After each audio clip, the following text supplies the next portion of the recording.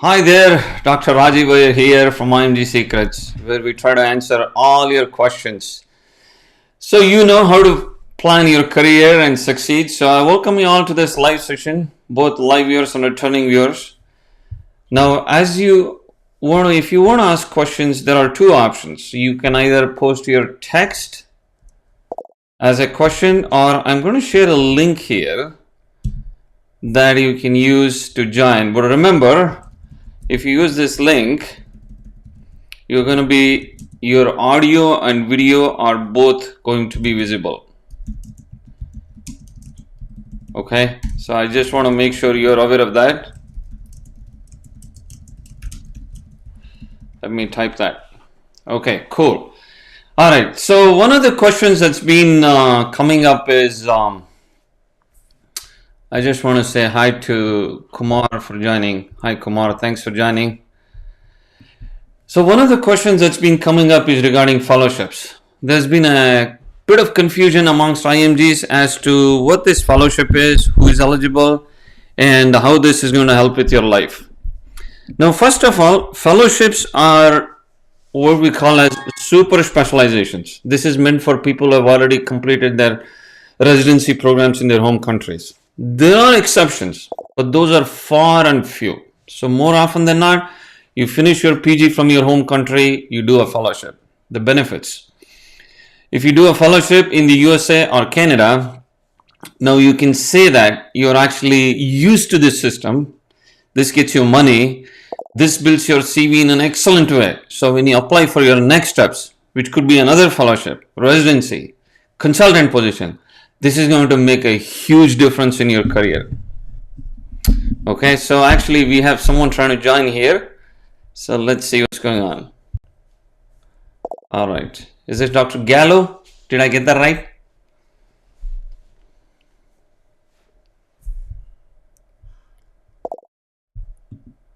Hello? Hey, Dr. Gallo? All right, as he's working on it, so let's take some questions. All right, hi, Dr. Titilope. And Gagan Kumar says, hello, sir, how are you? I'm very well, thank you. How are you doing? Oh, by the way, we should tell our spin wheel, so, we pick our IMGs with whom we get to speak one-on-one. As a part of you being on this live session. It's a commitment from our side that we'll give you a free session so we can give you some guidance and coaching. You want to say anything about that? Mm-hmm. Here's my daughter. She's a mastermind behind all this, so I'll let her speak. Hi guys. So we're going to be doing a live spin away thingy, and halfway towards when my dad's answering questions, we're going to tell you guys to put your names in the chat. Then once your names are in the chat, I'm going to add them to the wheel. And 5 minutes later, we're going to spin.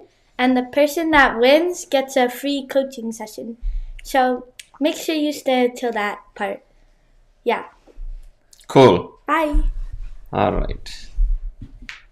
Oh, and I'm going to add it to the wheel while he's answering questions. Yeah. All right. So you just have to keep asking questions. You can join with us on the live feed.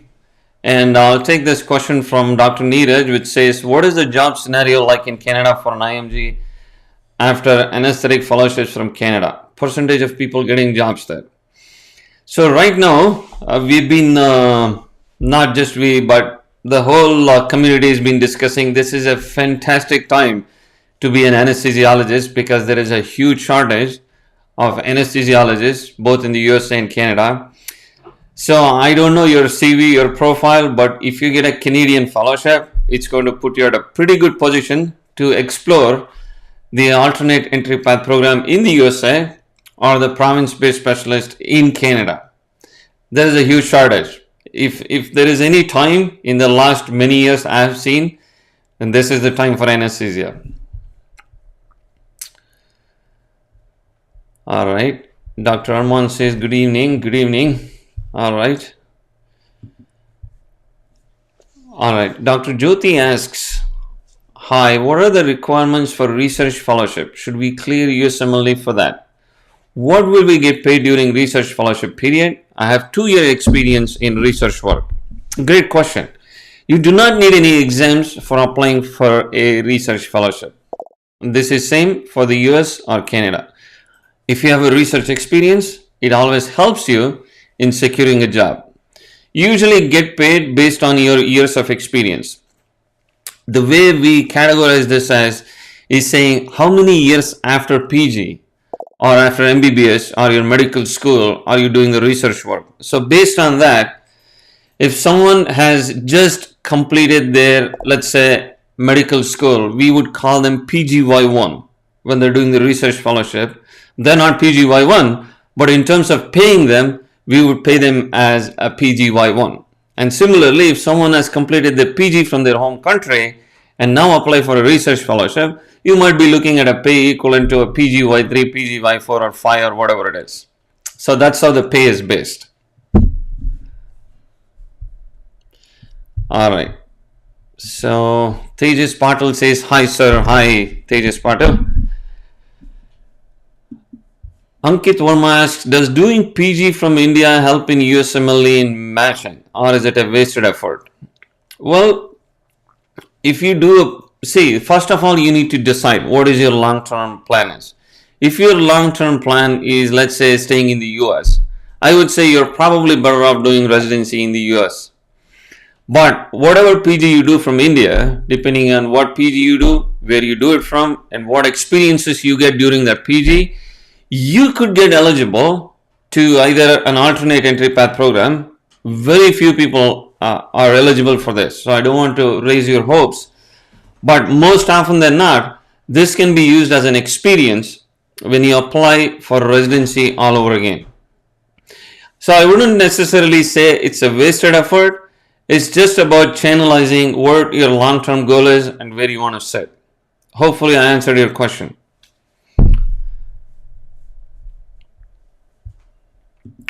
Once the fellowship position is gone, is it advisable to relocate with the family immediately? Well, it really is a personal question. Now, I would say yes, because the ultimate goal is to, one has to stay with their family, but it also depends on what your spouse is doing, if you have one, what your children are doing, if you have them. So there are a lot of factors that play into this. Ultimately, this is usually a personal decision. All right, so we have someone joining. Is it Dr. Muqtadir? Did I get it right? Yes, sir. Sir, hope you are well. It's my great opportunity to talk with you. Sir, I want to know that I'm a cardiac surgeon in my home country, Bangladesh, and I have done my post-graduation, and I have 4 years experience on this cardiac surgery. Still, I'm now doing this cardiac surgery, working in the cardiac surgery department in my medical college hospital. So, sir, what will be my best, approach, or should be my best plan? If you please advise me, sir. Best approach to moving to USA, Canada, or both? Sir, yes, sir. Of course, yes, sir. Okay. US, Have you done USMLE exams? So I have done step 1, and I will be right for step 2, inshallah, within June, I think, inshallah. Okay. So in general, the prospects of surgeons are much more difficult than someone on the medical side. But in your case, yes. I think the best case scenario would be you finish your USMLE steps, and then you can do two different things. So one is start applying for clinical fellowships. Okay. So sir. cardiac surgery is one of the lesser competitive surgical specialties. Okay, amongst all the surgical specialties. So you could certainly explore that. The plan B would be you can actually look into research fellowships with the ultimate goal of being prepared to get into a residency program all over again. So that's what I would think you should be doing. Oh, sir. Okay, sir. So my second question is, should if I do this all the steps and then I go for clinical fellowship, do I have to do the residency again? This 5 year residency all? See, if you get into a clinical fellowship, your CV will get a significant boost. Now, what happens after? It's usually hard to predict.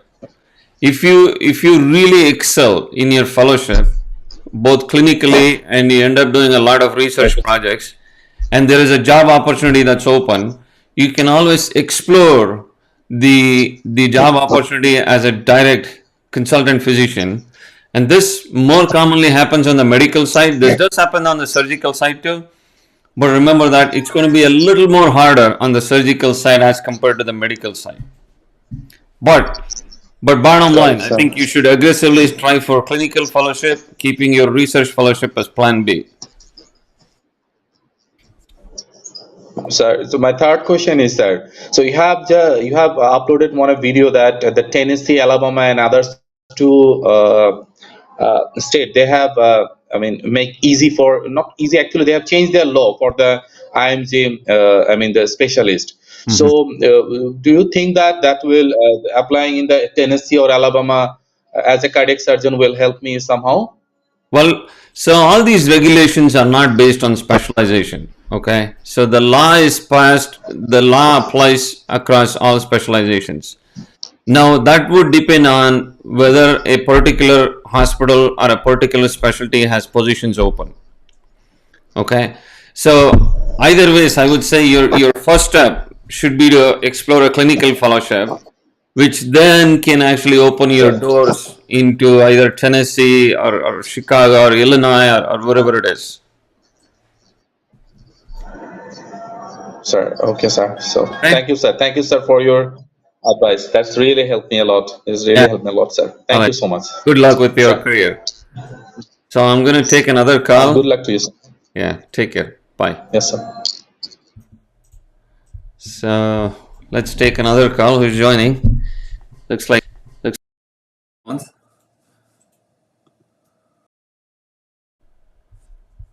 You might be muted. Sorry, sir. Myself, Dr. Hemant, calling from India, Andhra Pradesh state. Uh huh. How are you doing? Actually, I did my in radiation oncology Okay. and DM in medical oncology. Okay. So I'm interested in moving to USA. What are the prospects for medical oncology in USA? And am I eligible to do clinical fellowships? And do I need to clear the USMLE steps? Well, yes, you must clear your USMLE steps. You are eligible to do a clinical fellowship, and radiation oncology also has an alternate entry path program that you can strongly explore. Yes, sir. Actually, I did DM in medical oncology. Here in India, for medical oncology, two feeder branches are radiation oncology and internal medicine. In India, only that is accepted. In most of the countries, feeder branch for medical oncology is internal medicine. In my case, it is bit different. That is my dilemma actually. Well, have you done radiation oncology? Yes, sir. What is your primary specialization? After doing radiation oncology in MD, and I did medical oncology. Yeah, yeah. So you're a radiation oncologist, right? After doing radiation, I did medical oncology, sir. Primary specialty is medical oncology. Now I am practicing medical oncology. Okay, that's fine. But what is your MD in? What is your PG in? PG in radiation oncology, sir. Yeah, so you're a radiation oncologist, right? So based on your specialization, you're a radiation oncologist. So which means Yes. you are eligible to apply for a clinical fellowship in radiation oncology, which is what I think you should explore. Sure, you can always use getting back into residency program as your next best option. But I always strongly suggest not only you but everyone who's watching this to strongly explore for a clinical fellowship because it gives a lot of different advantages. It's not easy to get in.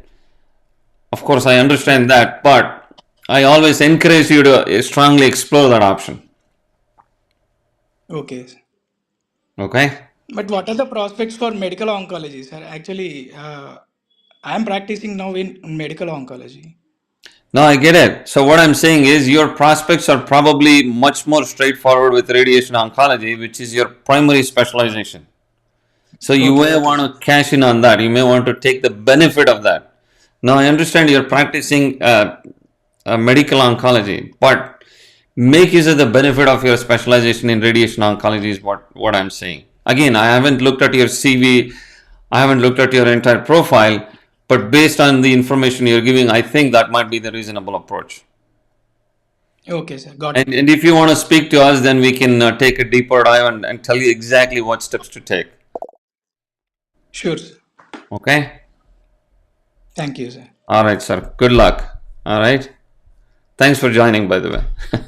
Thank you, sir. All right. So I had a couple other calls. I think I missed them. But if you want to call again, I'll be happy to take those calls.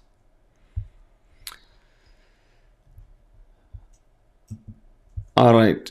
So the next question says, I'm confused between pediatric and cardiac anesthesia. Pediatric is very risky, but very much positions. Cardiac is hard and very competitive. What do you think? Thank you. I would say the pediatric anesthesia would be the way to go. Right now, the pediatric anesthesia is in a crisis phase. There is a huge shortage. There are many unfilled spots. So you may want to explore that option. All right. So we have Dr. Ankit joining. Let's see. Hi. Hello, sir. How are you? I'm very well, thank you. Yeah, sir, I have a question. So while I'm already in the States and I'm struggling to get the ECFMG sponsor note for my college back in India, Uh-huh. so is there anything I can do in the meantime while I'm in the States? You mean the things you may want to do is build your CV. Okay.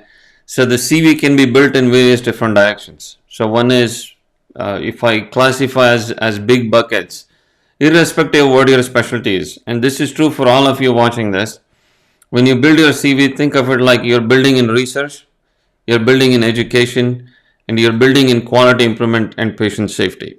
Now I'll get into specifics. When I'm talking of research, you're thinking of getting involved in research projects. For many of you, that might not be an option, but wherever there is an option, make sure of that. And then the second thing is you publish abstracts, you present abstracts, and you present publications like peer-reviewed publications in good journals. There are a lot of scrap journals, and I mean, if you send your CV to me or anyone in the US, we would know that those journals are scrap. So try to focus your attention on publishing in some decent journal that does have an impact factor that shows up on PubMed. Now that's about research. When I'm talking of education, whenever you have a possibility, make sure you take lessons or teach your trainees. Now, if you're a PG, teach your medical students.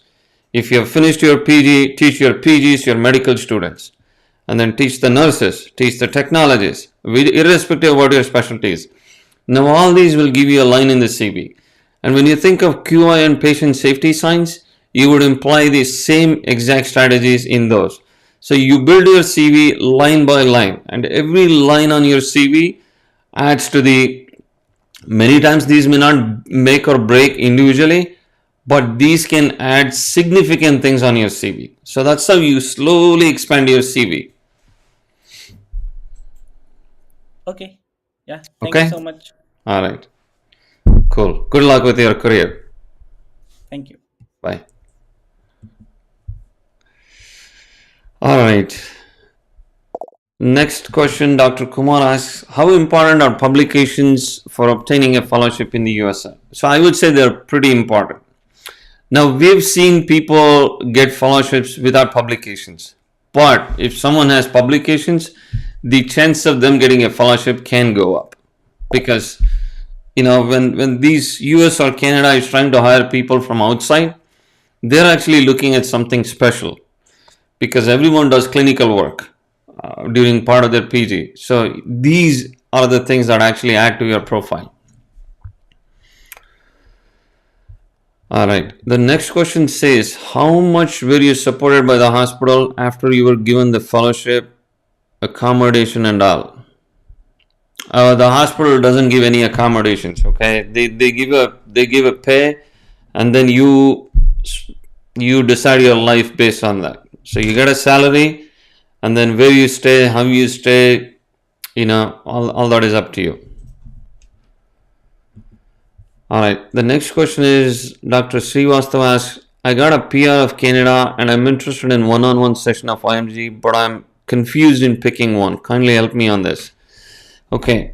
Now, in general, what I want to say is, if you're not sure of what to do with your career, then I would say pick our situation analysis and guidance, which is the lowest tier option we have for one-on-one sessions.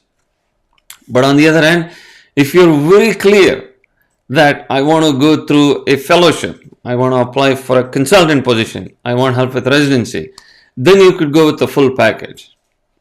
I hope that answers your question. And this is true for all of you who are watching this. If you decide to speak to us, this is one of the ways you make a decision. You can always start low and scale up if you're not sure. All right. Hi sir, how to approach for pathology fellowship in USA and Canada after doing MD pathology from renowned institute in India? Is ECFMG certificate mandatory for fellowship? Now, I would say in the US you do need an ECFMG certification if you're applying for a fellowship. Again, you say a renowned institute, but I haven't seen your entire profile as to what all the things you have done over and beyond your normal career. So for those reasons, the application for pathology fellowship or any fellowship for that matter goes through the same way. You actually have to find the fellowship you want to apply to. I always recommend finding the fellowship that is less competitive. Obviously, you wouldn't know that, and we know that by doing a lot of homework, by speaking to practicing physicians in that particular specialty, and by making a determination. So that's how we do when people pick our one-on-one guidance. So we speak to practicing physicians and then make a very thoughtful decision as to what fellowship you should be applying to. And you can send an email to the program director, and when you send an email, attach your CV, attach your cover letter, and that's how you would submit to the fellowship. I saw a couple of calls coming through. I'm sorry I didn't pick it up, but if you want to call again, And so the next question is from Dr. Godi. Dr. Godi, I saw your call coming up a couple of times. I'm sorry I missed it, but if you want to call, I'll be happy to speak to you. I'm a laparoscopic surgeon with 12 years of experience. I wish to start my US journey now. How successful is it for alternate entry path for general surgery? Well, it is going to be extremely difficult because you're in general surgery and you're also looking for a specialization for laparoscopy. So what I would suggest is the same thing. You do your USMLE steps, be ECFMG certified, and then look for a fellowship in general surgery. If you get that fellowship, then your success for alternate entry path program can significantly go up. If you do not get that, then you may want to explore other options through which you may have to repeat residency all over again. I know you do have a lot of experience, 12 plus years, and but I always encourage you to explore a clinical fellowship. And if you have, let's say, a lot of publications, a lot of educational activities, that always helps you to apply for a fellowship and be successful. Would you like to, let me take this call, and then you may want to come and do the, your announcement, right? All right. So, hello. Hi, Dr. Rajeev. This is Dr. Ibrahim from Houston, Texas. How are you doing, sir? I'm very well, sir. How are you? Yes, fine. First of all, I highly appreciate all your great efforts for all the IMGs, that you have been doing a great job. Thank you so much. In the beginning, I would like to appreciate. Thank So you, sir. I would like, yeah, thank you so much. And I am just to want to let you know that I'm an old graduate. I did my MD from Pakistan in 1984. I came to USA, Mhm. and then I've been working since then in a state health department as a chief epidemiologist, right? Being in connection with the doctors and everything. So in the meantime, like say 7, 8 years ago, I passed my USMLE step 1, step 2, and also step 3 in the hope that being connected and doing a job in the health department with in a state health department, it will be easier for me to get a residency. But unfortunately, I could not get residency applying 2 3 years in a sequence. Then I gave up. Then I woke up again after your YouTube videos and watching all that kind of an effort, like a candle in the dark. That okay, I might get it because it's my passion actually. It's my passion working in Houston, Texas, being here 24 years. Like it's my passion to practice and going somewhere. So my question, just want to wrap it up quickly. That am I I mean, being a graduate of 1984, passed all USMLE step 1, 2, 3, and right now working as a chief epidemiologist here. What are my chances of going in this pathway? Number one. Number two is my question that I recently called Tennessee State Medical Board and Florida Medical Board, and a couple of places I've not been able to connect directly. But when I called the live person said that although these bills have been passed, especially Tennessee, I'm mentioning, bills have been passed, but our application process has not yet started. So you have to wait. So that's what I've been hearing since last year. So you can tell me, first of all, let me know my chances, and then tell me in that if when the Tennessee or Florida Medical Board will start the application process, and is there any other state they have started the application process yet? Yeah, Yeah, these are my questions. great questions. So interestingly, when you think of applying for residency, the programs are looking for experience. The experience. So if you think of what happens is they're looking for someone who has recently finished their medical school or graduation or their PG from their home country. Now the chances Right. keep going up once they hit, like I would say, 2 to 5 years. After that it plateaus, and then once it passes 8 to 10 years after their like medical college, then it starts falling down. So in other Right. words, being overqualified actually can work against you when you're applying for residency. So what that means is we really have to take a look at if you have any other alternative options apart from applying for residency. And I No, I'm really have sorry. to. I'm sorry to interrupt you. Sorry. So I'm not talking about residency. I gave up that part. I'm talking the your pathway that is without residency pathway. Yeah. I'll come That's to what that. I'm. I'll come to that. Yeah. Okay. So I was Okay. just Okay. saying in Thank you. general. I was just saying in general Right. that. Right. Right. Okay. So that's the thing. Now, in terms of whether you want to apply to Tennessee or Illinois, you're right. The state medical boards. So one of our experts actually talked to the Tennessee State Medical Board, and apparently we heard that they're still making their plans on building this because the law goes into effect July 1st. See, what I would say to you and to all of you listening to this, do not approach the medical board because the medical board cannot do anything. The people you want to approach is the hospital.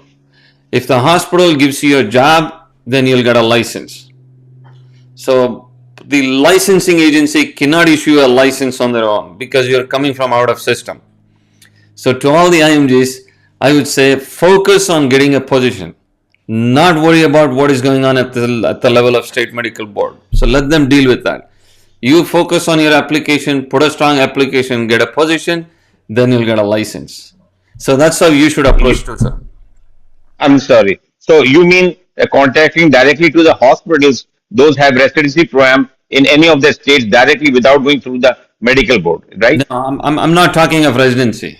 I'm not talking of residency. See, No, no, I'm residency, talking about I'm talking about this pathway. I forgot the residency. I'm yeah, talking about your pathway exclusively now. correct, correct. If you want to go through the pathway in the state of Tennessee or any state, your best option is a hospital, not the state Okay, medical board. So they are not going to help you got in it. any way, and they're not supposed to help you in any way because the decisions are made by hospitals. The hospitals in the USA and Canada are very powerful. If they tell the state medical board to issue a license, they will work to issue a license, and we see that happen time and again. So your best bet or anyone's best bet who is listening to this is a hospital and a position. And these hospitals should be affiliated with the residency program. Am I right? Ideally. But bottom line, who Not would? necessarily. Well, I would say in your case, you probably want to stick to those places that do have a residency or a fellowship or both. Again, I haven't seen your Okay. profile fully, but this is more of a generic advice I can give you. Right, right. No. Okay. All So right. that makes sense. So I think you answered the question. Yeah, Appreciate it and thank you. my pleasure. And thanks for joining. Thank you. You want to say, come and say? I know I'm getting a couple of calls. I'll take them. I'll let my daughter say something very quickly and then I'll take those calls.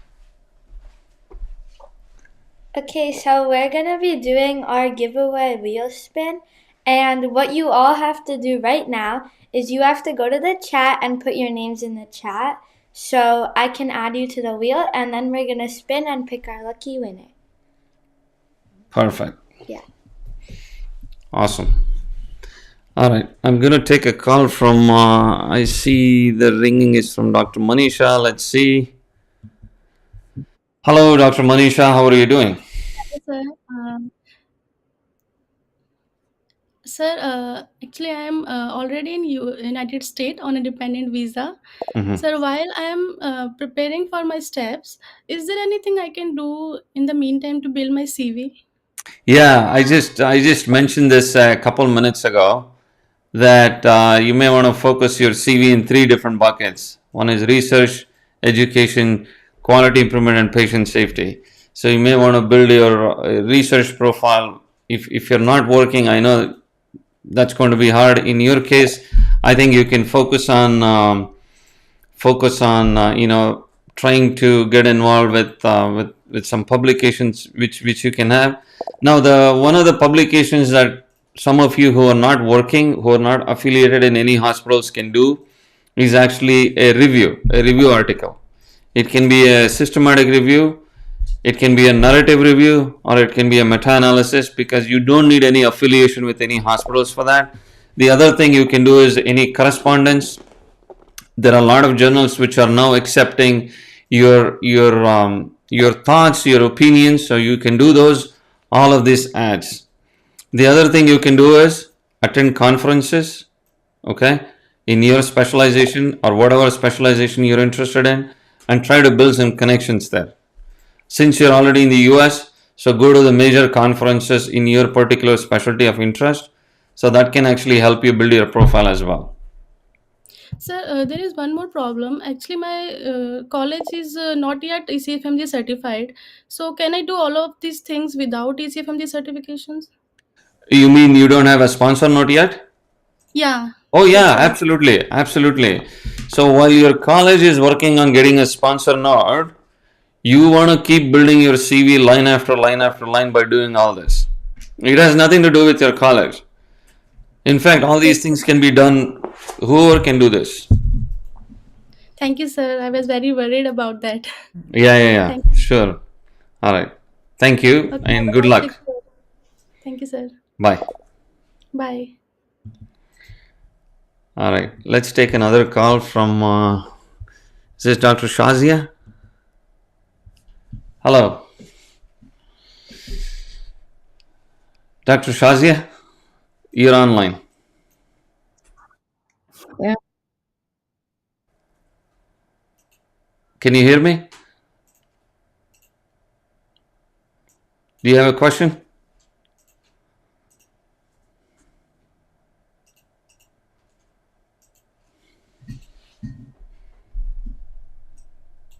Are you trying to unmute?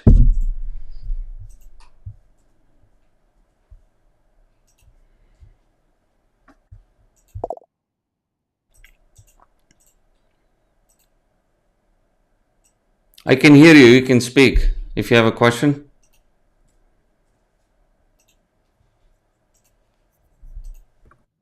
Yeah, hi, Dr. Rajeev. Can you hear Hi. me? Yes, I can. Oh, okay, thank you so much. Because the live session was going on there, and I can see you that you are talking to some other person, so that I was confused for that. Oh, okay, okay. Okay, so my name is Shazia Durrani, and I have 15 plus years as a consultant gynecologist experience from Pakistan and Bahrain. So I Mm-hmm. did MCPS and I did MRCOG from UK, and I landed in New York 2 years ago. So for so far, the progress is that I took admission in MBA healthcare management. So in case I cannot get any clinical, pathway, so I can at least be in a healthcare management. So I'm doing it side by side. I've done almost 1 year for that, and recently I passed my step one, USMLE step one. Mm-hmm. So now I am up to the step two, like I'm preparing for that. So I'm aiming that I would be doing step two in June, July, August, like that. Mm-hmm. And after that, I'm definitely going not for applying for matching residency because I know it would be hard being an old graduate. So I wanna choose for those states, and definitely I'm gonna book consultation with you. That's I was planning to. Mm-hmm. Just wanted to know, like, what should how much I should be anticipated to get a fellowship in OBGYN, because I know that's very competitive. Mm-hmm. OBGYN is very competitive specialty. So along with this all background and ECFMG certification and the states hospitals who are not like, I mean, they are omitting the residency programs. So what are my chances Mm-hmm. for that? So you said you were in UK. Were you in UK or in where did No, I you did do it? MRCUG Okay. distantly because I did FCPS first, so MRCUG, FCPS you can do side by side. Uh-huh. So the training is exempted. I didn't get a chance to work in UK, but I Okay. work in a Middle East, like In Bahrain. Bahrain, for 3 years as a consultant gynecologist, and Okay. that's my recent work. My license from the Bahrain just like expired last year, Mm-hmm. but I'm still holding my Pakistani license. Yeah. So when was the last time you actually did any clinical gynecology or obstetrics? Yeah, that was the 4th March 2022 was the last day of my work. Okay, so it's been more than 2 years. So which means, in general, surgeons. I mean, in surgical specialties.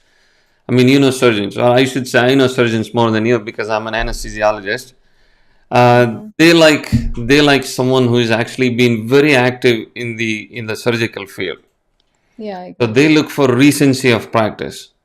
yeah, yeah. So for those reasons, I think it's going to be pretty challenging to convince the program to give you a clinical fellowship. And plus, OBGYN is quite competitive.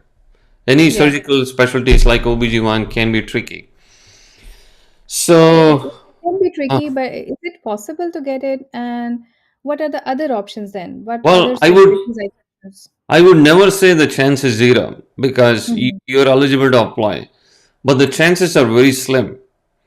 Now, the alternative option is to bring you close to OBGYN somehow, right? Mhm. So I think one of the options I can think of is, let's say you explore some research options within. What status are you in the U.S.? I'm holding the F1. You're an F1. I applied for EB2 visa. Okay. That's in the process. I did not get like any response yet because it's a long queue, because So on the basis of my experience, research work, teaching experience, and a lot of. yeah, yeah. No, I get it. I get Also, how people. I'm not sure when it would be clear. So far I'm on F1. So when are you anticipating to complete your F1? That will be next year, 2025. May. Okay, so unfortunately, you may not be able to stretch too much until you have your F1. So your best option, what I'm thinking right now, without looking at your CV, is that you probably explore a research position, not Mhm. necessarily a fellowship, but any research position in OBGYN that can bring close you to OBGYNs. And because that's how you slowly now have to start building your CV, start building your connections. But the catch Mhm. is you need a position that can actually sponsor your visa. and typically those visas would be a J1. So you would be, if you get successful, you would be getting a J1 research visa, which I think sounds like a good option for you in this situation. So I would say Yeah. that probably might be a good option for you to explore. No, but that would be my future research, I would or be should I like no. moving towards the clinical fellowship? So when I say research, you use this research as a stepping stone for your next clinical work. So, I mean, Oh, this is true not only for you, for all of you watching this. When I say research fellowships, I'm not saying you're going to focus your career in research, but rather you would use this as a stepping stone by building connections, by building your CV, that when you apply for your next position, that actually mhm. can help you. And this used to be the case many years ago. The expectation was that people do quite a few years of fellowships in research and then apply for residency. But due to shortages, I think things have become a lot more easier right now. Uh, Yeah. but yeah, So no, then, I'm how not. about like, yeah, how about like these states who are helping IMGs to omit the residency program based on their 5 years experience. You. So Mhm. I will not be get a chance to in OBGY and Well, on those. you certainly are eligible to apply for those. Because I mean, you seem to qualify the requirements, which is basically having 3 years of experience in that particular specialty, either being a PG or not being a PG, and that's what it says on paper. Mhm. But you can certainly explore those. But I feel like you may want to have your expectations that you may want to be prepared of not getting those positions mainly because of two reasons. So one is OBGYN, and second is you've been off clinical practice for 2 years in a surgical field. So I have make up my mind, like if OBGYN can be not be useful for me anymore, it can be a big hurdle in my future clinical career here in US, then I want to go choose residency program which I can apply after ECFMG certification as a like family physician. Mm-hmm. Because in family physician there is a chance to like practice OBGYN also. Yeah, So I'm looking for that. Would it be helpful? What do you advise for yeah, that? yeah. I think that's a very reasonable option. Two things you can explore is one is family medicine, the other is pediatrics, because you can then say there is a connection between OBGYN and these specialties. Oh, yes, yes, yes. Definitely, these two would be a good option. So that, according to your advice, I can conclude that after doing step two and applying for like ECFMG certification, meanwhile, I can explore in New York, there are a lot of research programs. Yep. So if I get in OBGYN, I will be very lucky. If not getting in these specialty like other one, so research would be the good one to enter. I, Meanwhile, I'm ready for applying for matching. And then, so fellowship would be the far-fetched idea. Now, it's not like, I mean, you could apply just to test the waters, but the mhm, chance of getting would be very slim. I see. Unfortunately. Well, Okay, that's thank you just the so way much. life Thank is you. You're for, so helpful. Yeah, I will no, see you in detail with my CV and all the profile. I will book your consultation surely, but I just wanted to finish with sure. my step two and then. Thank Yeah, you so I much. really look forward to speaking to you one on one. Yeah, sure. Thank you. Have a good day. Thank Thank you. you. You too. Take I care. don't know how to disconnect. You can. I'll disconnect. No problem. What do you want? You want to do the spin now or? Okay. She wants to do the spin now and see if someone gets. Dr. Aisha, I'm seeing your call. I'll pick it up once my daughter does a wheel spin. And Not that one. is That this was a not the one? test. Yeah, this is the one. That was a test. Is this the one? Mm-hmm. Okay, you want to do the wheel spin? Yeah. I get my whole team whenever we do a wheel spin, and let me try to share my screen. Okay. All right. All right. So if you don't see your name, don't panic. It's a crowded software. So my daughter makes sure all the names are entered. Okay, we'll do the wheel spin. So, you all have a 1 in 20 chance. Okay, there you go. 1 in 20 chance. That's great. Do you know how to do the wheel spin? Yeah. Okay, do it. Yeah. Good job. Yeah. But,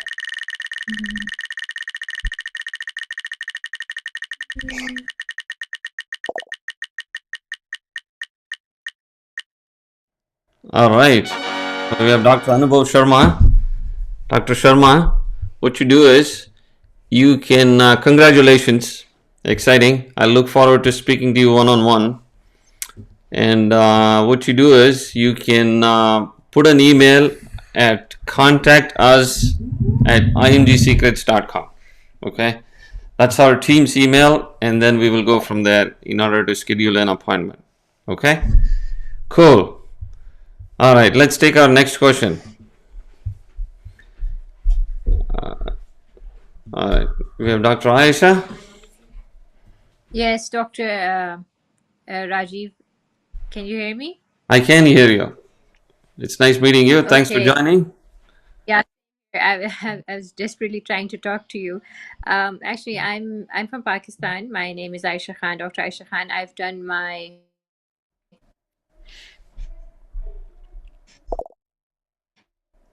I'm losing. I lost your after which connection. I have Sorry, I lost your connection. Can you repeat what you can said? you hear me? I said that my primary residency was in internal medicine, and I am an FCPS medicine basically. I've also done my MRCP 1 and 2, and I'm waiting for a seat in PLAB, which I've been rejected multiple times because of the backlog of COVID, as you might know. And I've applied for my PR for Canada, and I've been selected through PNP program in Ontario, and I'm traveling in February 2015. So now after seeing your videos, I started looking for the fellowship posts in different hospitals in Ontario and started there. So can you suggest me like any options that are like easier to approach? Because I have though I've done internal medicine, but I have like 6-7 years of postgraduate experience in pulmonology, where intervention pulmonology actually, where I do all kinds of procedures like bronchoscopies, chest tube insertions, and all the things that are related to pulmonology. So can you suggest me anything? Like, should I be applying in internal medicine, clinical fellowships, or pulmonology programs? Will I be accepted there? So, when did you complete your internal medicine? You said 8 years ago? I completed my internal medicine in 2015, and then I did some postgraduate. I did some senior registrar internal medicine for a couple of years, and then I switched to senior registrar in pulmonology because I was more interested in pulmonology, but I did not go through any training program in pulmonology. But I have a lot of experience in pulmonology right now, though I do a private clinic of internal medicine apart from the senior registrar thing in my hospital. So I'm like doing both things, and I'm interested in anything I get, like a fellowship in internal medicine or any field of pulmonology. So what do you think my prospects will be? Yeah. So, first of all, congratulations on your PR. And Thank you. second of all, I really have to congratulate you for taking this step, because you're not doing the mistake many people have done, but not thinking about it until you actually land in Canada. That would be a pretty bad decision to make. So I'm glad you're looking at that. Now, in terms of your options, so I would certainly explore both internal medicine fellowships and pulmonology fellowships. But Okay. do not focus on anything that's based on interventions. Okay. So it's a simple concept in applying for fellowships. You don't want to apply for anything that local graduates like, because you don't want to compete with them. Now, what do local graduates like? They like intervention based fellowships because that brings in more money, that has good lifestyle. So for those reasons, they focus on intervention based intervention based fellowships of any Yeah. specialty. So you and me, or all of you as IMGs, should focus on those things that local graduates do not want to focus on. So, based on those concepts, you can explore those fellowships. Okay. And do you have any friendly hospitals that you can suggest me in Ontario that, or I can just go randomly through all of them and see the ones that are paid and apply to all of them? Well, the best one I always say is University of Toronto. I've already done. Although it's the flagship hospitals, they are the one who take most number of IMGs. You've already done it. Yeah, I've already done that. They've actually replied me yesterday, and they're asking for the CV, so I'll be sending them that on Monday, because they want 3 referee letters along with the CV and a personal statement. So I'll be doing that on Monday. And there were a lot of programs of pulmonology that they said that I'm eligible to apply to, along with internal medicine. So I'll be doing that. But do you recommend like sticking to one hospital, or should I like keep sending my CV to everything that pops up on my window? See, I wouldn't do that. See, you have to be very strategic in terms of how you apply for your fellowship. If a hospital finds out you or any candidate has been applying to multiple fellowships, then you won't get any fellowship. The hospital will think this is a desperate candidate who actually is not interested in doing a fellowship, but rather is just wanting to get into Canada. So that's the impression they get. So you may want to be very careful. I mean, it's okay to apply to more than one hospital in University of Toronto if there are different hospitals, but you may want to do a lot of reading and homework to make sure there is no overlap and they don't speak to each other at all. They should be very distinct from each other, because they're looking at candidates who actually are really interested in pursuing the fellowship, because they think that you are going to practice this for the next many years in your career, and you really want to make a difference in patients, and they don't want to use this as a backdoor entry into Canada. So you want to be very careful about that. So whenever you apply for fellowships, you always have to send your CV, your cover letter. I mean, not only you, anyone who is watching this. So don't send an application without any of that and they're telling you back, because then that says that, oh, you're not being very careful in how you're applying. No, in fact, when I asked them for my eligibility, they sent themselves an email which included that you have to send us an email, your CV, a cover letter, and 3 referee letters, and get them emailed directly to us. So that's what they told me directly. So I'm prepared. I have the CV on my hand, but I'm making the cover letter over the weekend, and I'll be inshallah sending them on Monday. So what from you is that I wait for the reply from University of Toronto, because there are multiple programs, and they also asked me that to shortlist, because in Pakistan, and I'm sure in India, when we do pulmonology, we do everything. We do asthma, we do interstitial lung disease, we do pneumonias, we do lung cancers. Lung cancers become a little different, but we do most of the things in one field. So when they ask you to specify something, so I think the program director asked me to shortlist 3 things that I'm most interested in, and then send me CVs according to that. Me that I should wait for their reply and then send my applications to other hospitals. Is that right? I would think so. Again, I haven't seen all your application, but in general, yes, unless you're pretty sure that a different program is not looking. And also, one thing I don't recommend is asking the programs if you're eligible. This is something you all have to do your homework on your own. I mean, you can do this on your own, or we can help you with this. But bottom line, you don't want to make the program do any extra work. Okay, because they're already busy with a lot of other things. If they get a candidate who's asking questions, they don't like it.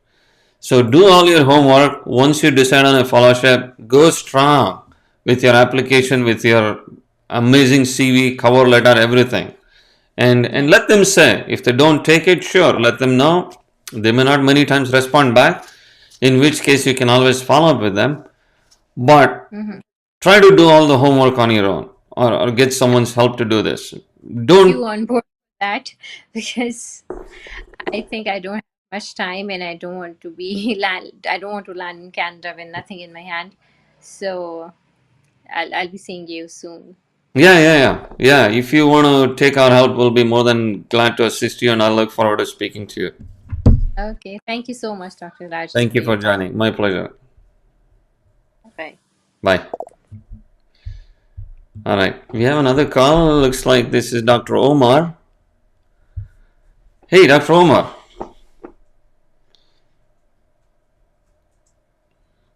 You're muted. Can you hear me now? Yes, I can. Hello, sir.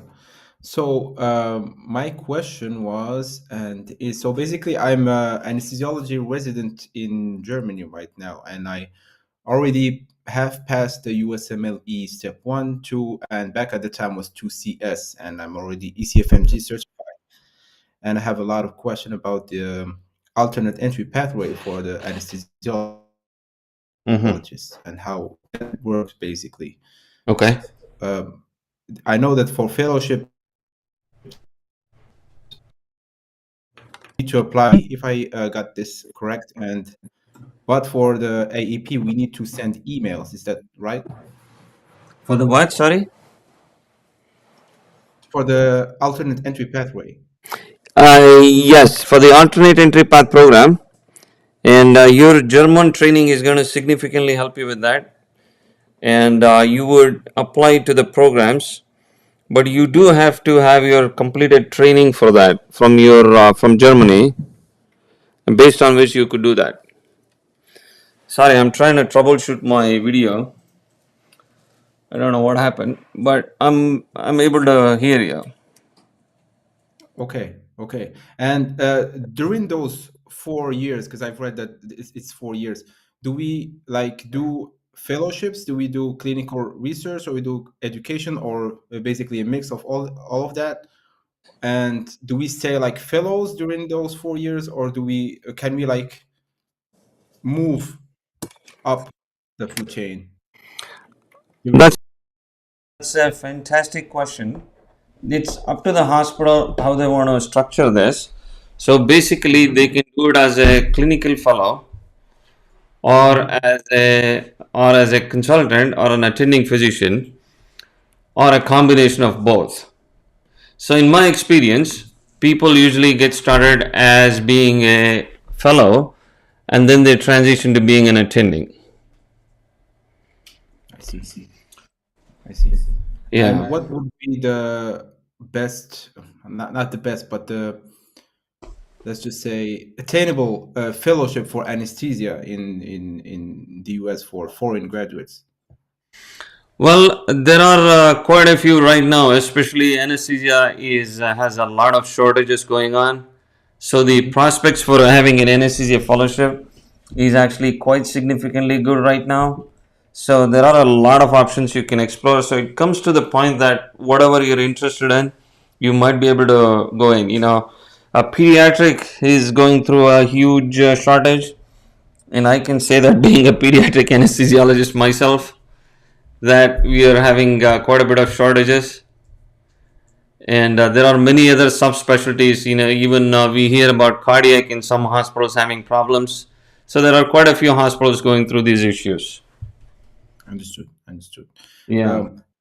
Just one more question. Can we apply before finishing residency, or do we need to I get it, we need to finish and then go, but do we need to wait till we finish and then start the whole process, or can we just take a jump start on the whole process beforehand?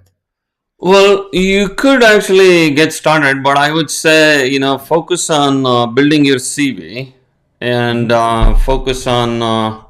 I'm going to use my other camera that is not that good to see if we can make this work. This is not working. So I would say build on your CV, and make sure you're ECFMG certified. So that way you get a good chance of getting into the alternate entry path program as soon as possible. Thank you. Yeah, and of course, if you need our help, we'll be more than happy to assist you as well. Sure. I'll definitely keep that in mind. Thank you very much, good sir. Yeah, it's my pleasure. Thank you very much. Sure. Nice talking to you. Question. If What's that? anything, I'll come back to you. Thank you Yeah, very much. absolutely. We'll look forward to help you. Yeah, I'm still here. I'm sorry. I'm not sure what happened to my video. This is weird. As I'm trying to troubleshoot, as I'm talking to you. Let me take the next question as I'm trying to troubleshoot. So Dr. Julian asks, I'm from Colombia. I'm a neurosurgeon. I wish to go to the USA. That is possible. Now, neurosurgery is one of the very highly competitive specialty. But I have to say we've been successful in actually getting a person to do a neurosurgery fellowship. So he is someone who is trained in Italy, and we helped him get through. So it is possible, but it's not going to be very easy. But it's certainly possible too to actually get a neurosurgery fellowship. All right. What do you think? I think in terms of time. Okay. All right. So she's saying a few more questions and we'll wind off our program today. How much recent work is required in specialty when applying for fellowship in US after MD in India? See, usually the sweet spot is somewhere between 1 to 5 years. And it depends on what you're applying for.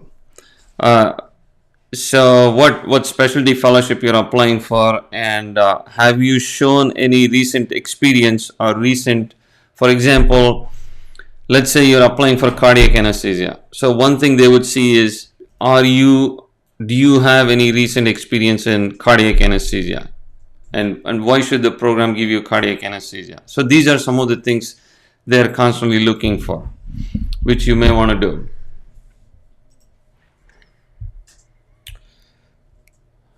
All right. The next question from Dr. Nitish Agarwal says, how important are reference letters in a fellowship application for Canada? Does a letter from a Canadian staff or faculty give an edge to the candidate? The reference letters are extremely important. So without that, they're not even going to go through your complete application process. All the programs have to have reference letter as a part of the package. The typical requirement is 3. If you have anyone who is trained in Canada or the USA for a Canadian or a US fellowship, that actually would be really good, and that can help your application quite a lot. All right, we'll take a couple more questions. And hello, good sir. Can we start the AEP for anesthesia application right before finishing residency in our home country? During the AEP, do we do 1 year fellowship and then work? Oh, I think I just took that question, and I'm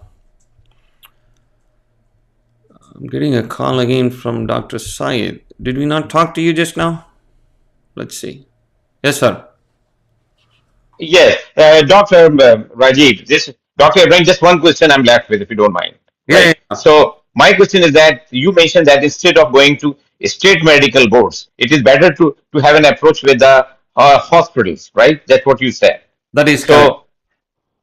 Right, that is correct. Right. So can you name some of the states that are more IMG friendly, where I can go and apply?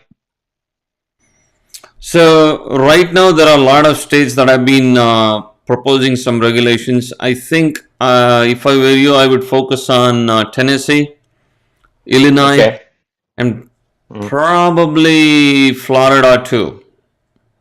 Okay.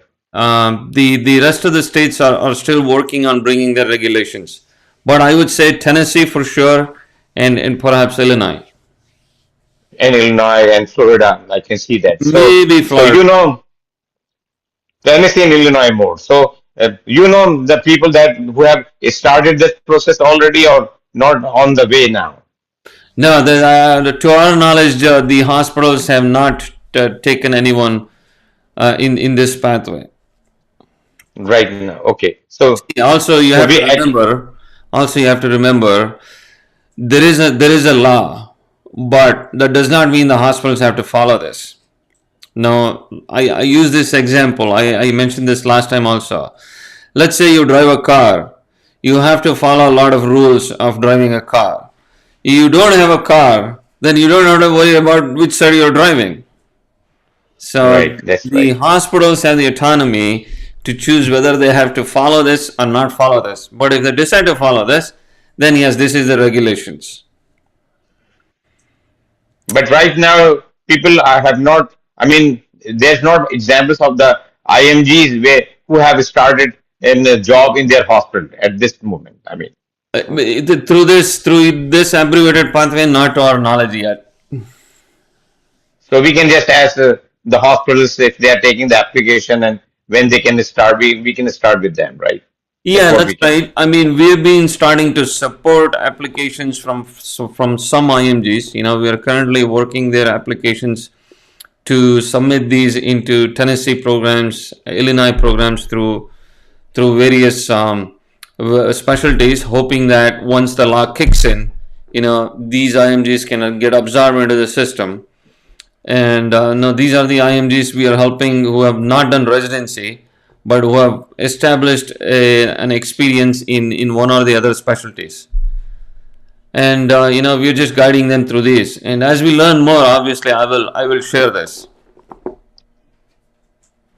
Okay, just doing the residency in our home country for 1 year, would that be also okay, you think? Because sometime some on the internet 2 year or 3 years. So, I mean, if I've done residency of 1 year, like in my home country, would that be okay to get started? I mean, just kind of. See, the law says you need to have 3 years of experience, either as a PG or not as a PG. So that's what they say on paper, but that does not mean that's what the hospitals will follow. Right. But on Got it. paper, the requirement is not 1 year, whether you're doing a PG or not. So we see a lot of candidates, especially from India, Pakistan, that they have finished their MBBS and they have worked in particular specialty for 10 years. Okay, so that could be in the ICU, that could be in any specialty for that matter. Now, on paper, those are the candidates who are eligible to apply. But now, will the hospitals take them? Well, that's up to the hospitals. Okay, so we have based on the hospital who are the candidates they want to, based Yeah. on their resume and all the experiences. Yeah. Right. See, if I'm the hospital, I would hire an IMG if for two reasons. So one is I find an outstanding candidate, and second is I have a position open. Now these should be the two common scenarios where I would hire an IMG. So Okay. if you're able to establish those, obviously you don't know where the vacancies are, but if you're able to establish you're an outstanding candidate through your application, through your CV, then you stand a chance. I mean, when I mean you, not just you, Dr. Syed, but anyone who's listening to this, to what I'm saying. Thank you, Dr. Rajay. I appreciate all your good answers and everything that you have. I lost you, but I'm happy to share whatever I know. So hopefully this can benefit you all. And let's take another question. Okay. All right. This is probably the last question. Dr. Iyer, good to see you. You're doing a great job helping IMGs. I'm an intervention radiologist. I want to know the prospects of getting into IR via ABR, alternate radiology pathway. Thank you. Okay, so radiology has been pretty IMG friendly, and radiology does have an alternate entry path program, but the catch is intervention radiology, because intervention radiology is actually a highly competitive branch of radiology. Now, what I would say is you could certainly start your journey by a intervention radiology fellowship and then transition that experience into alternate entry path program. And I have seen this happen time and again, and I do know of intervention radiologists who actually are IMGs and who have been successful through the alternate entry path program. So this is something you can certainly explore. And so in the interest of time, so I'm going to stop answering questions today, but you can always get in touch with us one-on-one by booking an appointment, or if you want to join the live feed, then we do it last Saturday of the month whenever feasible. And next month I'm planning to bring in a local graduate because I want to ask him how will local graduates think and what is the difference between we as IMGs and them, and how do we make our application stronger like a local graduate to really succeed with our applications, be it residency, fellowship, attending, whatever it is. So I have to thank you all for joining and being interactive, asking questions. Hopefully you're getting your questions answered. And unfortunately on social media we do get a lot of questions, and it's becoming increasingly difficult to get you some quality answers just because we are bombarded with questions, as you can imagine. And but you can always use these portals like one-on-one meetings or these live sessions to talk to us and ask questions. So I wish you all the best and good luck with your career. Take care, stay safe. I will talk to you soon. Bye.